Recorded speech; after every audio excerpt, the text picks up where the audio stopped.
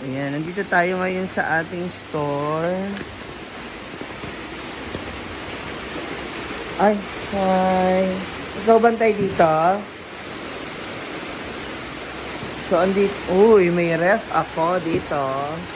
Meron akong racks, divider. At itong malaking lamesa. Meron pa akong sopa. Additional. Oh, MJ, thank you so much. Moments by Jana. Binigay niya sa akin to.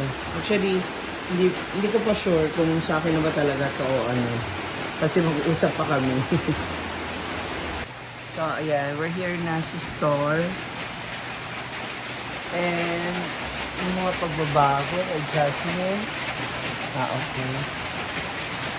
So, naisip ko kung ililipat dito yung isang ref. Kasi, ito yung sala ni Jana na ano, nagagamit namin itong upuan dito sa, isa pa palang lamesa.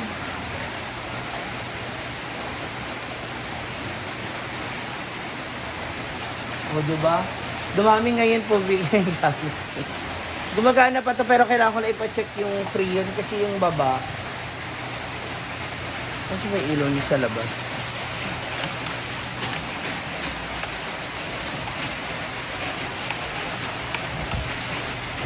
Yung baba niyan. Itong iniisip ko, kung saan natin ito dito. Maganda kasi ito. Itong display na. Ha? Hindi naman nakasaksak yun.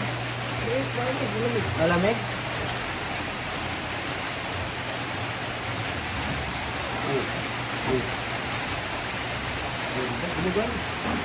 Nasaksak po.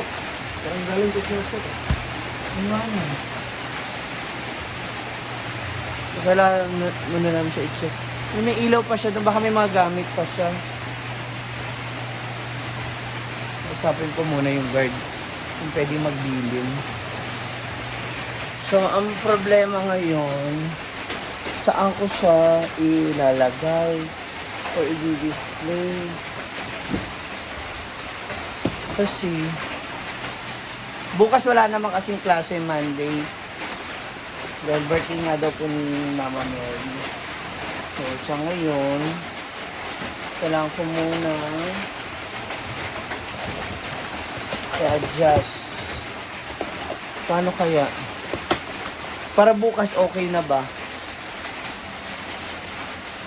Tulungan nyo nga ako mga moms mag-decision. Kung kayo, saan nyo ilalagay yung ref? Itong ref, itong divider. Dalawa to,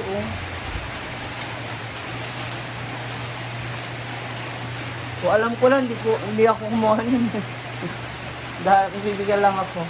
Itong round table, heavy yan eh. Ito, Pag dito kasi sa labas yung delikado. No, baka mabasag-basag ba? Pag dito naman sa loob, masikip na. So, hanggang dito yan. Yung round na yan. Pag nagkataon, hanggang dito yung bilog. Sisikip to. Ito kasi pwede ko na itong alisin. Dito ko ilalagay yung divider niyo. Sa magiging patungan dito ng mga plato.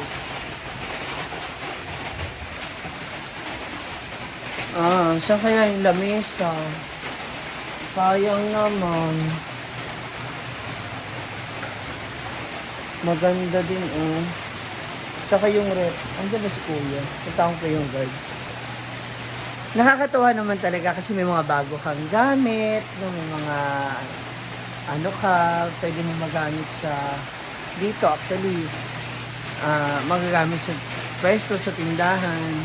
Kaya lang ngayon problema naman ako kasi hindi ko alam kung saan ko siya ilalagay. Good thing may solar ako dito sa labas by May Flores. So, yun naman ang problema ko ngayon dito. Ano ang gagawin natin? Diyan. I'm also thinking na lagyan ng ilaw sa likod kasi. Pero, ito nga. Yung ref, pwede siyang malagay dito yung isa ulit sa loob.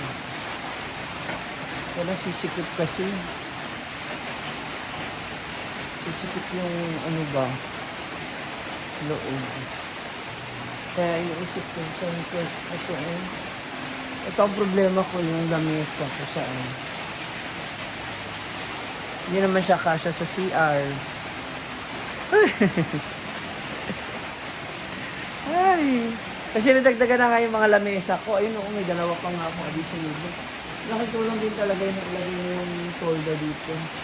At kasi hindi na umaanggi yung tubig dito sa loob. Masalas itong mga ayun o, babasa siya.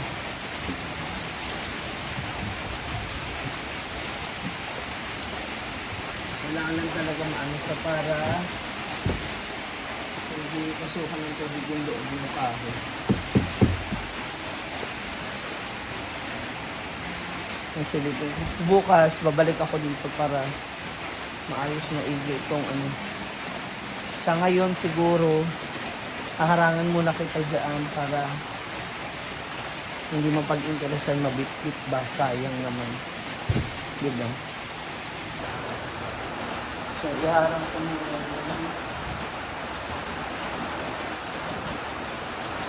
kuan.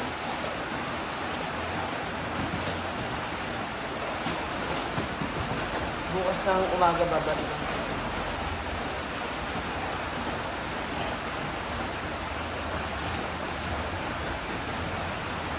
Nag-message kasi kanina sa akin si Michelle na ito na nga may mga gamit dito.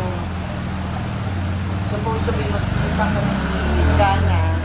Kaya lang dahil nga po pagod ako sa biyahe. Patulog ako. Pag-isip ko ano ito na. So sabi ko, puntahan ko para ma-check ko lang ba kung ano yung pwedeng gawin. Kasi baka mamaya sayang naman nilagay dito mawala.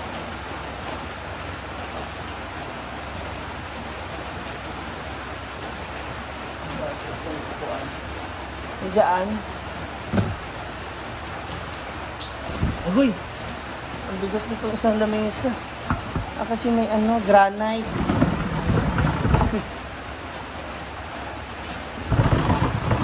Para ma-secure lang siya. Hindi nila basta-basta mabubuhat.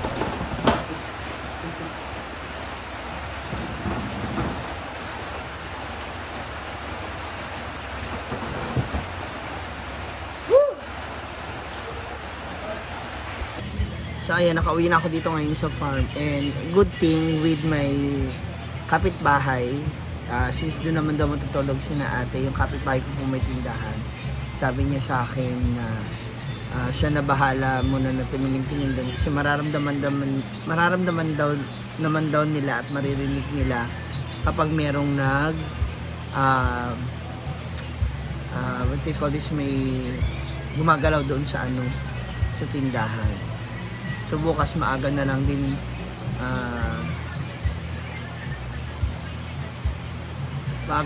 ako pupunta ron para nasa ganun maayos namin yung pwesto. So bye for now mga moms.